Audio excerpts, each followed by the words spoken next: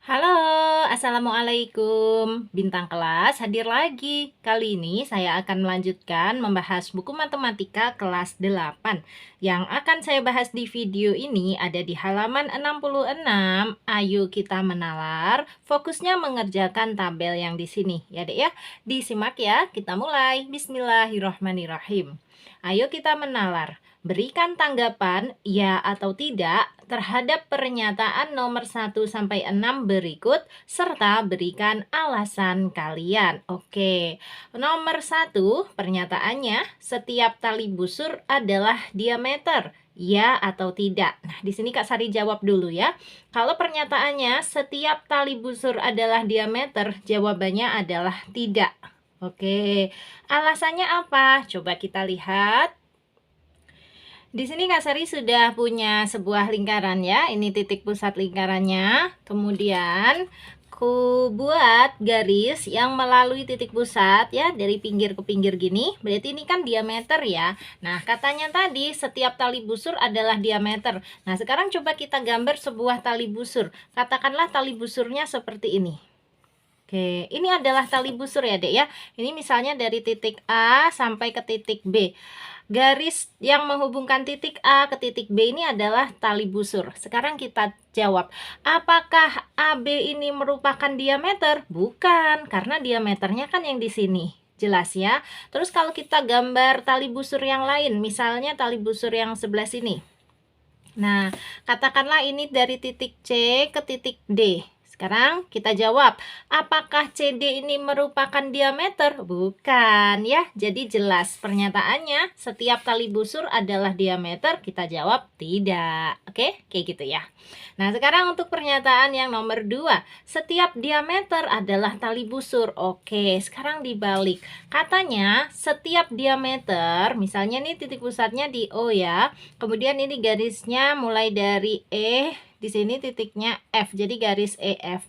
Garis EF yang melalui titik O ini kan merupakan diameter, kita sudah tahu. Tetapi apakah garis E sampai ke F ini ya, garis EF ini juga merupakan tali busur? Iya, ini juga sekaligus merupakan tali busur. Jadi, setiap diameter adalah tali busur, jawabannya adalah iya. Ya, ini kebetulan saja tali busurnya berhimpit dengan diameternya. Dengan kata lain, setiap diameter itu juga merupakan tali busur. Tetapi tidak boleh dibalik, setiap tali busur merupakan diameter. Ya, tidak. Ya, jadi nomor 1 sama nomor 2 ini bolak-balik, tetapi hati-hati. Untuk pernyataan yang nomor 1, setiap tali busur adalah diameter, jawabannya tidak. Tapi kalau setiap diameter adalah tali busur, jawabannya adalah iya. Oke, nomor 3, lingkaran adalah busur terbesar. Oke, busur itu apa? Busur itu garis lengkung, misalnya dari titik A ke titik B ini. Ini adalah busur AB. Kemudian dari titik C ke titik D ini juga merupakan busur CD. Pokoknya garis lengkungnya ini, itu yang merupakan busur.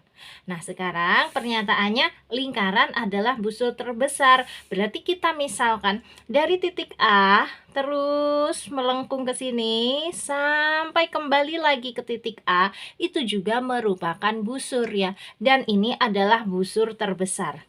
Jadi benar ya, lingkaran adalah busur terbesar. Busur itu bisa kecil aja segini, bisa agak besar segini, bisa juga sangat besar. Kalau yang sangat besar itu satu lingkaran penuh ini. Jadi jelas ya, pernyataan ketiga, lingkaran adalah busur terbesar. Jawabannya iya. Oke, lanjut ke pernyataan nomor 4. Pernyataan nomor 4, pada tali busur yang berhimpit dengan diameter, tali busur tersebut tidak memiliki apotema. Oke, coba tali busur yang berhimpit dengan diameter, kalau pada gambar kita tadi yang mana? Yang ini, dari titik E sampai ke titik F. Ini adalah tali busur yang berhimpit dengan diameternya. Nah, apakah tali busur yang seperti ini tidak memiliki apotema? Benar. Jadi, kalau tali busur berhimpit dengan diameternya pasti tidak memiliki apotema, ya. Jadi jawabannya adalah iya. Pada tali busur yang berhimpit dengan diameter, tali busur tersebut tidak memiliki apotema. Oke. Kalau yang tidak berhimpit dengan diameter memiliki apotema. Misalnya untuk tali busur AB ini ya, apotemanya nih Kak Sari gambarkan. Begini cara menggambar apotema. Siapkan busur derajat kita. Apotema itu harus tegak lurus dengan titik sudutnya, Dek. Jadi garis yang ditarik dari titik, bukan titik sudut ya, sorry, dari pusat lingkaran, nah ke tali busur. Tetapi posisinya harus tegak lurus. Tegak lurus itu 90 derajat. Jadi letakkan busur derajat kita ini. Nih 90 derajat kayak gini ya. Nah ini coba Kak Sari geser dikit. Terus kasih titiknya di sini. Udah bener apa belum? Nah, sudah ya. Sudah benar ya. Oke, nih ya Kak Sari geser tuh. Udah bener ya. Jadi ini seret ke sini seret 90 derajat. Kalau gitu kita garis aja. Nah, kemudian di sini dikasih tanda tegak lurus. Apotema itu yang mana? Apotema adalah garis yang barusan kita buat ini.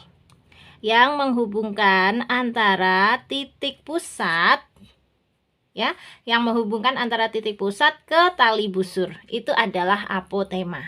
Nah, kalau untuk yang tali busur CD, apotemanya gimana? Sama, harus tegak lurus ya. Jadi dari titik pusat sini ke sininya harus tegak lurus. Coba kita buat sama kayak tadi, menggunakan busur derajat. Nah, begini boleh ya. Tuh, kelihatan ya, Dek ya. Pokoknya nanti titiknya di sini. Nah, untuk menggambar titiknya memang mau nggak mau harus digeser dikit. Oke, coba dikeker lagi. Nah, gini. Dah ya. Sesuai ya. Titiknya sudah bener ya tadi di situ ya. Nih, seret. Siku-siku ya. Siku-siku itu 90 derajat. Boleh dipindah. Oke, terus ini di garis aja. Nah, ini adalah apotemanya untuk tali busur CD. Jelas ya. Jadi, kalau tali busurnya berhimpit dengan diameter, ngegambar apotemanya gimana? Nggak bisa. Bikin garis tegak lurusnya gimana? Kan nggak bisa, ya kan? Makanya, khusus untuk tali busur yang berhimpit dengan diameter, tidak memiliki apotema. Oke, maka di sini selalu harus kita jawab dengan iya. Jelas ya, Dek ya? Sip. Nah, sekarang kita lanjut ke pernyataan nomor 5. Luas suatu juring sebanding dengan sudut pusat yang bersesuaian dengan juring tersebut. Oke, nah kali ini aku buat lagi satu buah lingkaran ya. Kita membahas tentang juring. Kak Sari bikin lingkarannya tadi tuh pakai jangka kayak gini. Nah, boleh. Udah ya. Oke, berarti pusat lingkarannya di sini. Nah, kita gambar aja sebuah juring. Misalnya juringnya kayak gini. Seret. Ini namanya juring. Kalau Kak Sari bilang seperti kita ngepotong pizza gitu ya. Kalau ngepotong pizza kan pasti dari melalui titik pusatnya ya. Nah, kayak gini. Ini namanya juring. Oke. Misalnya ini titik A, ini titik B. Dan di sini pusatnya adalah O. Berarti ini juring AOB. Nah, juring AOB ini katakanlah sudut pusatnya adalah 30 derajat. Kalau sudut pusatnya 30 derajat, ternyata luas juringnya segini yang Kak Sari arsir. Nah, sekarang kalau misalnya kita bikin juring lagi, seperti ini misalnya dari sini sampai ke sebelah sini. Ya, nah agak besar ya. Katakanlah ini C dan D. Oke, juringnya seluas ini, Dek. Sekarang kita jawab bareng-bareng. Masuk akalnya gimana? Kalau juringnya lebih luas seperti ini, maka sudut pusatnya harusnya lebih besar atau lebih kecil daripada 30 derajat ini. Pasti lebih besar ya. Misalnya ini katakanlah 100 derajat misalnya. Kan? Jadi intinya jika juringnya lebih luas, ternyata sudut pusatnya juga lebih besar. Jika juringnya lebih luas, sudut pusatnya lebih besar. Luas ini bertambah luas ya, ternyata sudut pusatnya bertambah besar. Karena keduanya bertambah, maka dikatakan sebanding. Paham? Sehingga jawabannya gimana? Iya atau tidak? Coba kita baca sekali lagi. Luas suatu juring sebanding dengan sudut pusat yang bersesuaian dengan juring tersebut. Jawabannya iya. Artinya kalau juringnya semakin luas, maka sudut pusatnya semakin besar. Atau kalau dibalik, kalau luas juringnya semakin kecil, sudut pusatnya juga pasti akan semakin kecil. Dari gambar ini terlihat, ya kan? Jelas ya? Untuk juring yang luasnya kecil, sudut pusatnya kecil. Untuk juring yang luasnya besar, sudut pusatnya juga besar. Jadi itu namanya sebanding. Oke. Nah, terakhir untuk pernyataan nomor 6 kita baca. Panjang suatu busur sebanding dengan sudut pusat yang bersesuaian dengan busur tersebut. Nah, sekarang bahasnya tentang busur. Kita bisa tetap gunakan lingkaran kita yang ini tadi. Kalau busur itu yang mana? Busur itu garis lengkung dari dua titik ini, Dek. Ya, dari titik A ke titik B. Nah, garis lengkungnya ini aja yang disebut busur. Satu lagi kalau di gambar ini busurnya nih, yang C sampai yang ke D. Ini juga merupakan busur. Nah, sekarang kalau busurnya adalah sepanjang AB, ternyata sudut pusatnya segini katakanlah. Kalau busurnya sepanjang CD, ternyata besar sudut pusatnya gimana? Tambah besar juga. Jadi sama ya, sebanding. Panjang busur sebanding dengan sudut pusatnya. Ya, semakin panjang busurnya, maka semakin besar juga sudut pusatnya. Jadi itu jelas ya, panjang suatu busur sebanding dengan sudut pusat yang bersesuaian dengan busur tersebut. Jawabannya adalah ya. Intinya, semakin panjang suatu busur, semakin besar juga sudut pusatnya. Semakin kecil suatu busur, semakin kecil juga sudut pusatnya. Jelas? Oke. Kalau ada yang mau ditanyakan, Dek, perihal tabel pernyataan nomor 1 sampai 6 ini boleh tanyakan di kolom komentar ya. Nanti Kak Sari bantu jawab. Atau kalau mau tanya jawabnya di dalam grup juga boleh.